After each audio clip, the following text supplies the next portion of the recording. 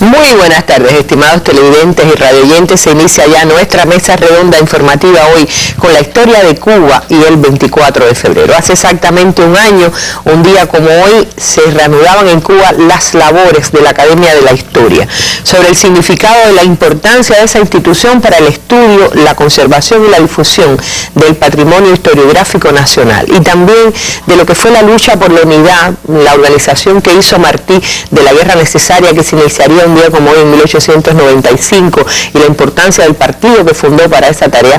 Estaremos hablando y disertando, estarán los especialistas invitados. Con nosotros nos honra que se encuentre el doctor Eduardo Torres Cuevas, presidente de la Academia de la Historia, Premio Nacional de las Ciencias Sociales, director de la Biblioteca Nacional José Martí, también de la Casa de Altos Estudios don Fernando Ortiz. El doctor en Ciencias Históricas Ibrahim Hidalgo, también laureado con los premios anual de investigación del año 98 del Ministerio de Cultura, el premio Ramiro Guerra en el año 2000 de la Unión de Historiadores de Cuba y el Nacional de la Academia de Ciencias por su libro Cuba 1895-1898, Contradicciones y Disoluciones.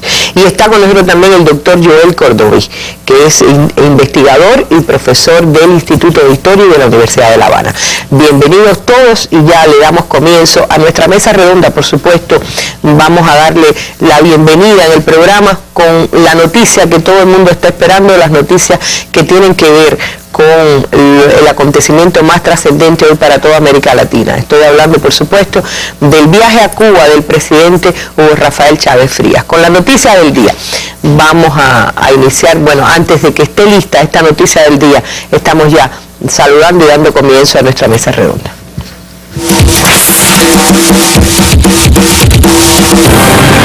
El presidente de Venezuela, Hugo Chávez, viajó a Cuba para ser sometido a una intervención quirúrgica. Antes de su partida, el mandatario venezolano reiteró su compromiso con el pueblo y por la unidad del país. Chávez ratificó la necesidad de continuar con el fortalecimiento de la verdadera democracia. Antes de partir en el Palacio de Miraflores, el presidente de Venezuela dijo que se va fortalecido por todo el apoyo y el amor que ha recibido de su pueblo. No me voy, en verdad, de la patria. Ayer lo decía María León, nuestra querida camarada. Voy con el espíritu, quiero que lo sepan, muy fortalecido por tanto amor de nuestro pueblo, tanto cariño, tantas manifestaciones de buena fe, de buena voluntad del pueblo venezolano y más allá. Chávez partió desde el Palacio de Miraflores, como hemos informado, rumbo al aeropuerto de Maiquetía. Miles de personas acompañaron al jefe de Estado en una caravana que recorrió las calles de Caracas. El mandatario recibió diversas muestras de apoyo antes de su viaje a Cuba, donde será intervenido quirúrgicamente en los próximos días. Bajo la consigna "Pa'lante, comandante", los simpatizantes del líder de la Revolución Venezolana rogaron por su pronta recuperación. Lleno de esperanza, de mucho. Bueno, son algunas de las noticias que podemos comentar también aquí. El ministro venezolano de Alimentación, Carlos Osorio, y decenas de sus subalternos participaron hoy en una misa por la salud del presidente Hugo Chávez poco antes de que él viajara a Cuba para someterse a una nueva cirugía. Fue algo espontáneo. Observamos cómo nuestros trabajadores sienten tristeza y preocupación por la salud del presidente, declaró Osorio a los periodistas al concluir la misa en una pequeña capilla del centro este de Caracas. El ministro expresó su confianza en que Chávez regresará más fortalecido desde el punto de vista espiritual, humano y físico. Anoche, en un acto retransmitido en cadena nacional por radio y televisión, Chávez dijo que se preparaba para enfrentar el peor de los escenarios, tras serle detectada el pasado fin de semana lo que definió como una nueva lesión que obligará a una nueva cirugía esta semana que viene en La Habana. Agregó seguramente estar en Cuba durante varios días, aunque se mostró seguro de que no serán muchos, e insistió en que cumplirá el reposo postoperatorio en la isla. Bueno, también en días recientes, hoy mismo, el jefe de la Asamblea Nacional, Diosdado Cabello, negó que se pueda presentar un vacío de poder en el país por el viaje del presidente Chávez a Cuba para operarse de una nueva lesión, manteniendo a la vez sus funciones de gobierno. Cabello, quien es también vocero del partido PSV, afirmó: Chávez vencerá la enfermedad y regresará a Venezuela para retomar su campaña con mira a las elecciones, y la mesa de la ultraderecha, que sigue en su empeño de de decir que aquí hay un vacío de poder, que se reserve su puesto para esa fecha.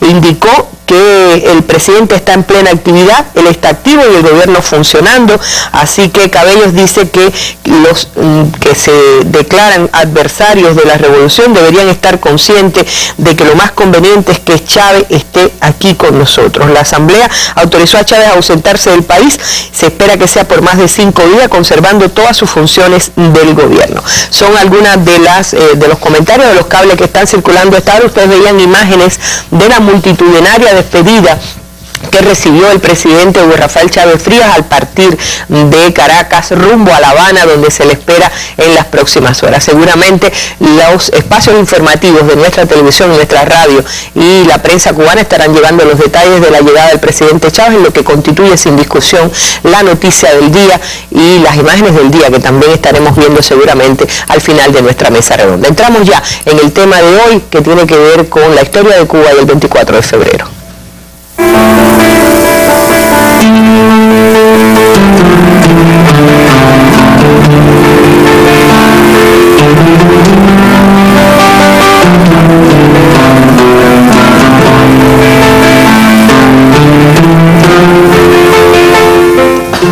Bueno, esa frase de Martí viene muy bien cuando estamos hablando de Chávez y toda la interés y la atención que hay en todos los, digamos, revolucionarios latinoamericanos. Yo diría que todas las personas de buena voluntad en América Latina. Doctor, presidente de la Academia de la Historia, me gustaría comenzar con un comentario en relación con el 24 de febrero. Recuerdo que al constituirse, al iniciarse las sesiones de esta asamblea, tanto usted como Eusebio Leal marcaban la importancia de que fuera el 24 de febrero que iniciara sus sesiones la Asamblea de Historia. Si bien el anuncio había sido hecho el 10 de octubre del año anterior. Hace un año ustedes marcaban esta fecha. ¿Por qué es tan importante el 24 de febrero y ustedes lo destacan en la reinstalación de la Academia de la Historia? Bueno, ante todo, porque el 24 de febrero es una síntesis de numerosas, yo diría de prácticamente de todo lo que ha sido la historia anterior y el punto de partida también y de continuidad de la historia posterior hasta nuestros días. Es la revolución de Martí, la de Maceo, la de Gómez, es la revolución de todos los cubanos de aquella época, es la revolución del Partido Revolucionario Cubano. Por tanto, todos estos elementos fundamentales es la revolución cultural que implica el Mambisao y la vida revolucionaria del movimiento independentista cubano en todos sus aspectos, desde los poemas y las décimas en los campamentos mambises, desde los himnos como el himno invasor, que nació justamente de ese movimiento que se iniciaba el 24 de febrero, desde el pensamiento que le dio vida a ese 24 de febrero, sobre todo el de Martí, pero hay que unir también el de Maceo, el de Gómez, el de otros tantos. Yo diría que es una fecha que marca realmente de un modo u otro la madurez, la edad mayor de esta cubanía que venía formándose desde mucho antes. Es decir, siendo la misma guerra, hay una cualidad nueva en esta guerra que se inicia el 24 de febrero. Exacto. Hay que pensar, como decía Martí, que allí se sintetizaba un siglo de labor patriótica. Hay que recordar a Félix Varela, iniciador de un pensamiento propio, iniciador del pensamiento de la independencia, a la poesía de José María Heredia, que en aquellos orígenes escribió el primer himno cubano, el himno del desterrado, donde ya marcaba aquella idea de no un balde entre Cuba y España tiende inmensa sus olas en el mar. Estábamos hablando de las décadas iniciales del siglo XIX.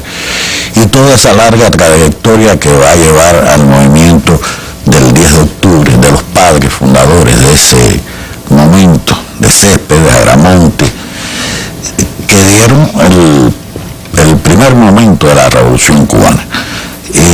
Esa revolución que ha sido continuada permanentemente y que puede también analizarse en sus diversas etapas, pero que esencialmente me parece que la figura de José Martí es clave en toda la historia del pensamiento.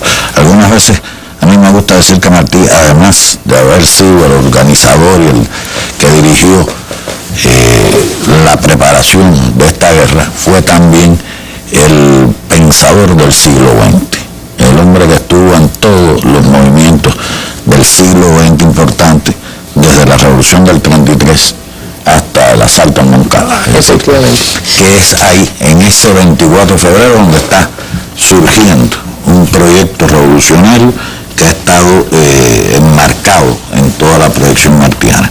Y al mismo tiempo todas las contradicciones, porque no es solo la parte de lo que significa el proyecto revolucionario, sino de todas las contradicciones que implica crear una sociedad nueva, transformar una sociedad que ha estado dividida en estamentos estancos, que ha tenido a veces poca comunicación entre sus distintos elementos, y ahí hay la necesidad de empezar un camino que se inicia, pero que tendrá una larga duración. Yo lo diría que es como un camino permanente. Cada etapa tendrá sus elementos nuevos, pero es Martí quien da realmente lo que había logrado el siglo XIX y lo que debía lograr el siglo XX. Creo que ese aspecto es fundamental para entender por qué no solo era importante el 24 de febrero desde el punto de vista de verlo como historia, sino ver la historia como presente, claro. Ver la historia como parte de nuestro propio yo, como para entendernos, para saber quiénes somos, para distinguir bien nuestras características, es importante tener la historia no como un recuento del pasado, sino como esa vivencia, como esa parte que forma la vida cotidiana, la cultura y todos los elementos que nacen de esa acumulación de la cual somos herederos. A mí me parece importante que nos detengamos un poquito en la academia. ¿Qué cosa es la academia? A veces hay cierta confusión, algunos entienden que la academia puede ser como un lugar donde se reúnen la élite del pensamiento, un determinado pensamiento, a decretar qué es lo válido o qué no lo es. Pero me parece, quiero recordar unas palabras que decía Eusebio Leal entonces, cuando dice que la academia regresa con el espíritu creador y renovador que animó a sus fundadores. Sería bueno recordar quiénes fueron los fundadores de aquella academia de la historia original, con el propósito de constituirse no en una élite, sino en una vanguardia, para unir, fundar y solidificar. Sí, me parece muy importante destacar en qué condiciones surge la academia. La academia, como algunas de las instituciones más importantes que nacen con el comienzo del siglo XX, son instituciones de la lucha de la resistencia contra lo que venía impuesto, contra lo que podía incluso no ser impuesto, pero sí avasallador desde el punto de vista cultural. Por su influencia. Digamos de Estados Unidos. Exactamente. ¿Qué ocurre? Hay un grupo de intelectuales cubanos, entre los cuales me gusta destacar a algunos de ellos por su importancia en ese momento, como es Néstor Ponce de León, como es Gonzalo de Quesada, como es Domingo Figueroa Caneda, que es el creador de la Biblioteca Nacional de Cuba y uno de los creadores de la Academia de la Historia de Cuba, que fue el que publicó el periódico La República Cubana, el equivalente de Patria en Europa, y que fue un martiano ferviente. Estamos viendo su imagen ahora. Ellos lograron preservar y liderar una batalla por el rescate de una cultura que todavía no existía como tal. Existían elementos culturales que venían del siglo XIX, pero eso no estaba aún en una síntesis que te permitiera realmente poder proyectar. No había cuajado. No había cuajado. Y ellos se dedicaron a eso. Y se dedicaron a eso salvando instituciones, creando instituciones, el Archivo Nacional con Joaquín Llavería, la Biblioteca Nacional con Domingo Figueroa Caneda, la Academia de la Historia, la Academia de la Lengua, la Academia de Bellas Artes. Era todo un proceso en el cual iban integrando los elementos que iban fortaleciendo la visión de la cultura. Son como columnas, ¿no? Son las fundamentales columnas para un proceso que empezaba. Porque prácticamente muchas veces hablamos del siglo XIX, hablamos de, digamos, la literatura de campaña de la guerra. Pero había que procesar esa literatura de campaña, había que publicarla, había que darla a conocer. Y ese fue el trabajo que ellos se propusieron. Por tanto, la academia nace en el año 1910 con la idea precisamente de trabajar todo lo que había dejado el movimiento independentista, todo lo que había dejado el siglo XIX en pensamiento, en cultura, en literatura, en todos sus aspectos. Ese proceso, que yo creo que es realmente poco estudiado, a veces cuando hablamos de la historia te decía, hay que verla como presente, no como pasado. Es la explicación de qué soy yo, de dónde vengo, a dónde voy.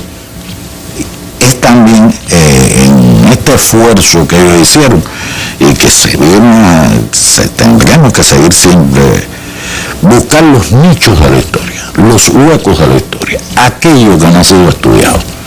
Porque muchas veces nos conformamos con una historia, pero la historia es tan rica que cada generación puede encontrar en ella nuevas motivaciones. Cada generación puede buscar en ella nuevos elementos. Digamos, por ejemplo, lo que puede ser la historia de la Revolución Cubana. Está prácticamente virgen y es uno de los elementos más importantes para la formación de los jóvenes hoy. A pesar de los grandes estudios, de la cantidad de estudios que, bueno, uno sabe que existen, que en las propias universidades. Existen estudios de algunos aspectos de la revolución, pero sabemos, por ejemplo, podríamos hablar de toda la década de los 60, la riqueza que tiene la década de los 60. Para los jóvenes, entender aquella juventud, entender no solo los hechos, sino el espíritu que animó a aquella juventud, entender cómo sentían, cómo actuaron. Eso resulta parte de la historia que hay que hacer. Y un poco nosotros estamos al renacer la academia de la historia casi en la misma posición de cuando nació. Es decir, tenemos junto con todos los historiadores del país, porque la academia no es un centro de élite, ni es un centro que puede aislarse del movimiento. Al contrario, la academia es una pieza más en el conjunto del esfuerzo que hace todo el país por aumentar y desarrollar el conocimiento histórico. La academia tiene también que debatir los problemas que tiene la enseñanza y también la investigación histórica en el siglo XXI y a la luz de los problemas que se plantean hoy en día, que no son solo cubanos, son problemas que están relacionados también con el mundo que vivimos, con aquel momento en que se planteó el fin de la historia, que tú recordarás hace ya un buen tiempo. Ahora ya esas teorías están en crisis, pero fueron teorías de momento, claro. Un momento en el cual estamos, en el cual precisamente hay un reclamo, yo diría natural, de la población por conocer de Cuba y fuera de Cuba, por conocer la historia más reciente, que es la que necesariamente menos se trabaja. Es por la que más cercana está a nosotros, que uno tiene la idea, yo por lo menos tengo la percepción de que ha transcurrido con una velocidad extraordinaria. Es decir, que en muy poco tiempo se han producido cambios muy violentos, muy rápidos de la historia. Sí, y sin embargo, si fueras al comienzo del siglo XX, pasó igual. ¿Qué significaba para aquellos historiadores? Y de ahí están los grandes nombres del siglo XX, Ramiro Guerra, Fernando Ortiz, Miro Argenter, Emilio Roy, que pasaron por la academia, tuvieron quizás más o menos la misma situación o impresión. Tenían que hacer la historia de esa república que había surgido frustrada y tenían que rescatar una cultura que todavía no había sido dimensionada en toda su potencia. Ellos fueron creadores realmente de lo que le permitió a los cubanos, en medio de una república frustrada, encontrarse a sí mismos, y eso es una fuerza que está en la revolución del 33 y es la fuerza del 59. Es la palabra de Fidel cuando entra en Santiago y dice, ahora los mambises entraron. Es decir, es toda una tradición porque se estudió y se rescató esos valores. Y yo creo que los historiadores de hoy estamos ante la misma situación. Y es darle más fuerza también al pensamiento histórico. No es solo el hecho histórico. Creo que una de las trampas que tendió la posmodernidad fue encerrar en el hecho la historia y romper la visión de los procesos. Es necesario un pensamiento histórico y es necesario el estudio de los procesos históricos para no quedarse en la anécdota, en el hecho, que puede ser muy interesante para una película el sábado por la noche, pero no siempre te da la dimensión y la explicación de todo lo que vale, de todo lo que forma parte de ti mismo. Ya entendí por qué el doctor Torres Cueva es el presidente de la academia, porque es además filósofo e historiador. Tiene muy clara la relación entre el hecho y su análisis del pensamiento. Volvemos con usted, profe, hacia el final. Yo creo que es importante evaluar también, volver a la academia. Creo que corresponde, para información de nuestro pueblo, también decir los nombres de quiénes son los miembros de número, ¿no? Se dice de la academia, cómo se gana esa condición, etcétera. Pero yo les propongo ya entrar un poquito en la materia del 24 de febrero. Hoy es 24 de febrero en Cuba, quienes vivimos sobre todo en el oriente de Cuba, recordamos, digo Guantánamo, digo Santiago de Cuba, que allí se despierta los 24 de febrero con el sonido de la Diana Mambisa. No lo he escuchado nunca aquí, no quiero decir que no suene, pero por lo menos en el occidente nunca lo escuché. Pero vamos hasta Santiago de Cuba. ¿Cómo se conmemoró hoy esta fecha 117 años después de aquel alzamiento que fue conocido en la historia de Cuba como el grito de baile? En la mañana de este 24 de febrero no hubo silencio en el cementerio Santa Ifigenia de Santiago de Cuba, como tampoco en el poblado de Baire, donde hace 117 años estalló el grito de independencia.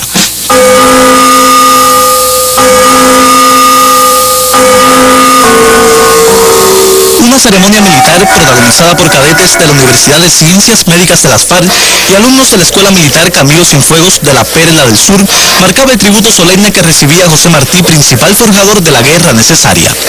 Hacia la cripta de nuestro héroe nacional se condujeron estas ofrendas que distinguían el sentido homenaje del pueblo de Cuba, a quien aunó voluntades por doquier y organizó la contienda para poner fin al yugo español. Flores a título de Fidel, del presidente cubano general de ejército Raúl Castro Ruz, del pueblo de Cuba y del Consejo de Estado y de Ministros se colocaron frente al mármol blanco que inmortaliza al maestro en este campo santo.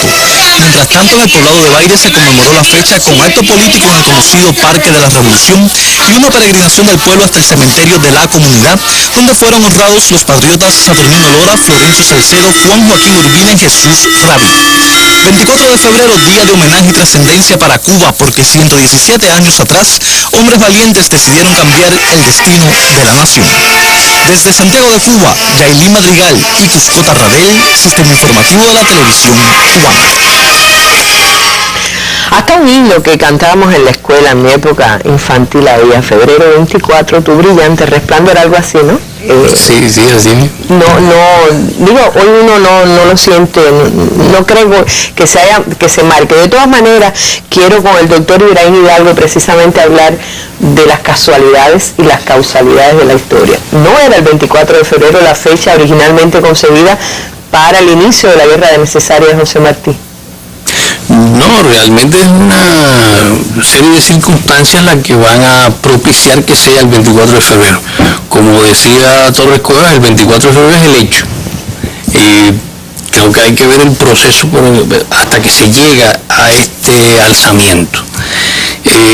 Creo que lo más importante es destacar que el inicio de la guerra se debe sin duda al genio político-militar de José Martí, junto con la concepción político-militar también de Gómez, de Maceo, de Serafín Sánchez, de Carlos Roloff, de un grupo muy amplio de combatientes que al mismo tiempo son personas de pensamiento y que lograron aunar a todos los combatientes y a la enorme mayoría del pueblo cubano en torno a la idea de independencia. En torno a la idea de la independencia y en toda la idea de la necesidad de una guerra para alcanzarla, que no había otra solución, que el autonomismo no era la solución adecuada y que el anexionismo lo único que podía tener como consecuencia era la desaparición de la nacionalidad cubana.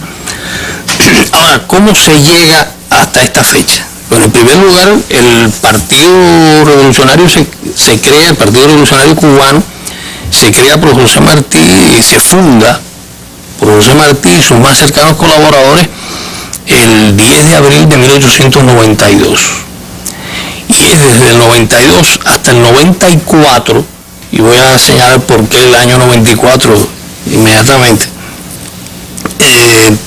hay una acumulación de fuerzas, hay una acumulación de recursos y un despliegue organizativo, un despliegue de lucha ideológica que va a ser decisivo para podernos explicar el inicio de la guerra. Esos son los años de búsqueda, sobre todo, de las bases en emigrantes, ¿no?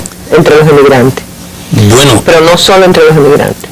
En la emigración y en la isla. Sí.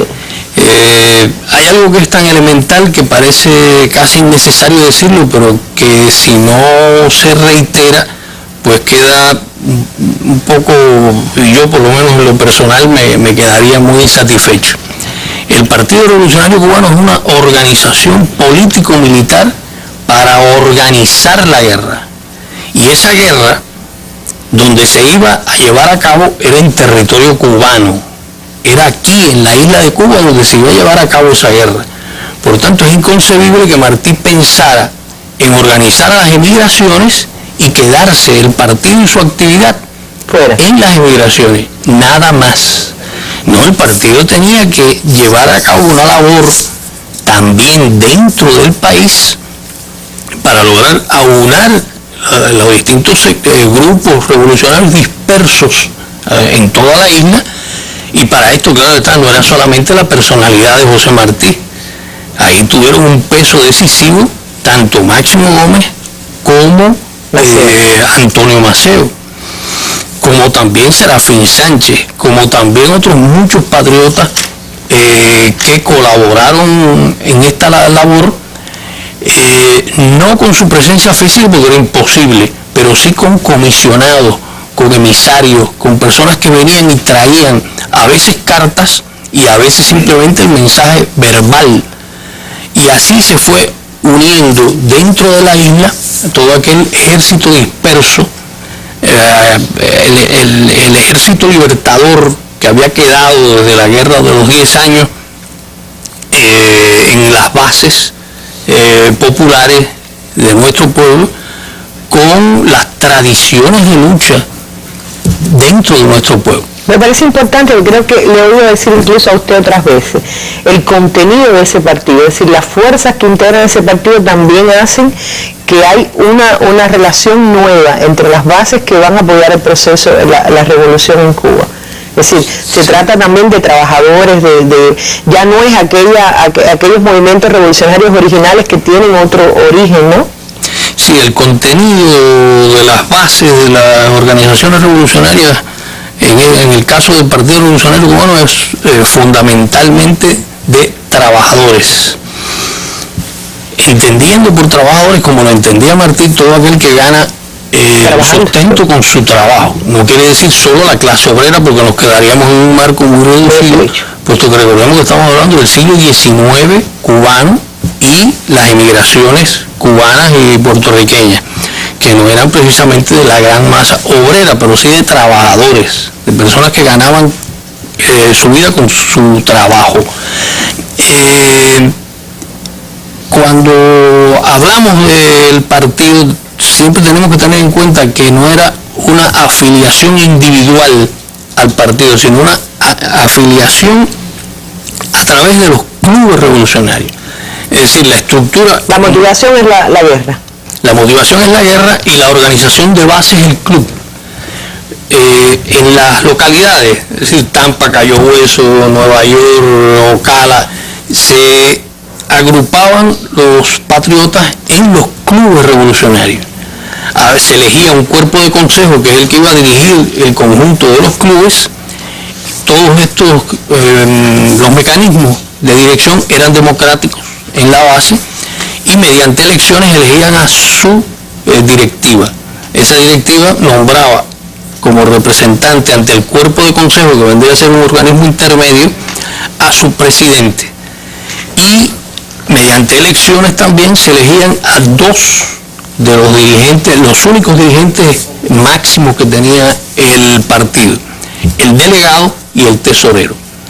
Aprovecho la ocasión para hacer el reconocimiento que creo que se merece y que a veces no tenemos en cuenta suficientemente, y es que los únicos dos funcionarios electos del partido eran Martí y Benjamín Guerra.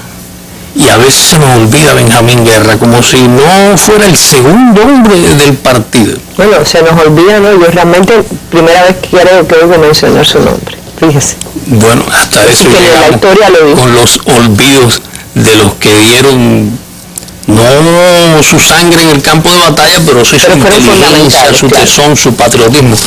Porque si hoy podemos hablar del 24 de febrero y de la, bueno, yo tengo que hacer referencia a la compra de armamentos, a la contratación de los barcos que podían venir, de las armas que lograron entrar a Cuba o las armas que se compraron dentro de Cuba, porque de todo hubo en esta... Del plan de la Fernandina.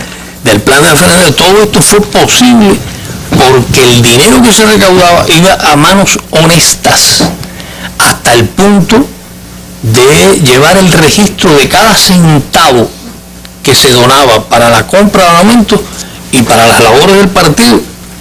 Está sentado en los libros de la tesorería del partido. Esa tesorería la llevaba Benjamín Guerra sobre sus hombros, y a veces también podríamos decir sobre su bolsillo, no solamente sobre sus hombros, porque hubo veces en que tuvo que suplir a veces en los momentos iniciales, claro, estoy hablando de los momentos iniciales, año 92, que todavía no se habían creado los mecanismos adecuados para la recaudación de dinero. Puesto que eso sería... sí, yo le estoy desviando hacia el tema del Partido Revolucionario Cubano, que quizás merezca otra mesa redonda, para retomar el tema de la preparación de aquello que no iba a ser originalmente el 24, ¿no? Sí, haciendo un gran resumen, bueno, una gran síntesis, porque ya lo vamos a comprimir del 92 al 94, ¿qué se ha logrado? Bueno, se ha logrado una recaudación sistemática con toda una política, una estrategia, bueno, podríamos llamar una estrategia para sufragar la guerra, que se basaba no en apelar a los grandes propietarios, a los grandes terratenientes, no, en modo alguno. Esto era una guerra popular y Martí lo sabía, que no podía haber compromisos con ese tipo de personas. Y por tanto, no se le cerró, el partido era un partido unitario, no se le cerró las puertas a nadie, pero tampoco se comprometió el futuro de la guerra y el futuro de la república, porque Martí siempre tenía en cuenta lo que vendría después de la guerra. No se comprometió a recaudaciones que no fueran precisamente recaudaciones de hondo sentido popular. También cabría aquí hacer la salvedad de que hubo propietarios de fábricas de tabaco que donaron dinero, considerables sumas de dinero, a las labores del partido. Lo voy a personalizar, puesto que no solamente fue un hombre que donó dinero, sino que además hizo labores de emisario de Martí, del Partido Revolucionario Cubano, a Eduardo Hidalgo Gato. Un hombre que realmente su patriotismo fue lo que lo movió, porque realmente su situación económica era sumamente holgada. Era un hombre que tenía una cantidad de dinero bastante fuerte y que pudo en determinados momentos hacer donativos que salvaron situaciones conflictivas. Pero repito, no solamente que donara dinero, sino que fue uno de los emisarios que vino a Cuba en varias ocasiones para asumir responsabilidades bastante complejas. Ahora, volviendo al cauce de la organización. Sí. Diciembre del año 94. Llegamos a diciembre del año 94 con varios intentos por parte de Martí, Gómez, Maceo, Serafín Sánchez, varios intentos de lograr alzamientos dentro de la isla, lograr el alzamiento de la isla de una manera bien coordinada. El concepto, la concepción de la guerra tiene sus raíces en el plan de San Pedro Sula, aquel plan concebido por Gómez con el auxilio de Maceo de manera directa en el año 84, que no dio los resultados esperados y que ya en el año 86 desapareció. Pero la concepción que ellos elaboraron era que el alzamiento de la isla tuviera el apoyo de varias expediciones. En aquella ocasión eran 5 expediciones, lo que Gómez y Maceo y otros patriotas habían concebido. En esta ocasión, en el proyecto que se elabora, proyecto insurreccional que se elabora por parte de Gómez y Martí, sería el alzamiento de la isla y 3 expediciones por 3 puntos fundamentales de la isla. Desde el punto de vista estratégico militar, esas 3 expediciones crearían las condiciones fundamentales, si se hubiera logrado, estamos hablando de la concepción de la guerra, si se hubiera logrado estaría Maceo en Oriente, Gómez y Martí en Camagüey, Serafín Sánchez y Rodolf en la zona sur del centro, es decir, Remedios, Antiespíritu, etc. Con esas 3 fuerzas, la invasión hacia Occidente hubiera sido relámpago, hubiera sido inmediata. Bueno, nada de esto se logró, ya veremos. Por tanto, el 8 de diciembre, cuando ya ha habido estas experiencias anteriores, inclusive provocaciones en el año 93, 1893, 2 provocaciones por parte de la fuerza enemiga que no lograron sus objetivos, se llega a la situación en que ya Gómez considera que se puede comenzar la guerra. Gómez era el general en jefe, era él el que decidía cuándo se podía iniciar, no era Martí como delegado y como hombre que asumía también labores militares, políticas y militares, pero no recaía sobre la decisión era del general en jefe, en este caso de Gómez. Gómez envió desde República Dominicana un representante, María Rodríguez, que era el que ya llevaba el mandato de representarlo en la decisión ya de comenzar la guerra. Allí estaba en Nueva York Collazo, Enrique Collazo, que había llegado de La Habana para otras funciones, que era la de precisamente acelerar, pedir que se acelerara el inicio de la guerra, y en este caso el delegado José Martí. El 8 de diciembre se reúnen, se elabora el plan de alzamiento, que es un documento minucioso, bastante extenso, donde se dan todas las instrucciones de cuándo comenzar la guerra. Decía que la guerra se comenzaría a fines de ese mes, es decir, mes de diciembre. Diciembre del 94. Diciembre del 94, a fines de ese mes. Y se dan otras instrucciones, inclusive instrucciones políticas, de cómo manejar el caso de los españoles, de los cubanos, etc. Ahora bien, esta es la parte operativa de la guerra. El plan de alzamiento que se hace llegar a Cuba por vía secreta. Llega a Cuba, inmediatamente comienza Juan Gualberto Gómez la labor de difundir la orden a las distintas bases en todo el país. Ahora, en el caso de Martí, podríamos decir, en terminología actual, que pasa totalmente a la clandestinidad. Es decir, asume un nombre, un seudónimo, que es D.E. Mantel, un supuesto inglés que se aloja en el Hotel Saint Denis, en la calle Broadway. Es una calle populosa, Broadway y calle 11, un lugar populoso, de modo que no llamara la atención. Y además de eso, ese Mantel abre una cuenta corriente en un banco, deposita primero 4.500 pesos, después 5.500 pesos y comienza a operar con ese dinero, de modo que se compran armas y se contratan los tres vapores que iban a venir hacia Cuba. Pero uno de los individuos que tenía en su poder armas desde tiempo atrás y que en esta ocasión recibe una orden de compra pequeña, López de Queralta, Fernando López de Queralta, es el individuo que comienza a realizar acciones que evidentemente no son casuales y que ponen en evidencia ante las autoridades, alertan a las autoridades de que algo extraño está pasando con los cubanos. Recordemos, y esto sería todo otro asunto, que Martí, en primer lugar, y el resto de los complotados estaban bajo vigilancia de las agencias de espionaje, tanto españolas como cubanas.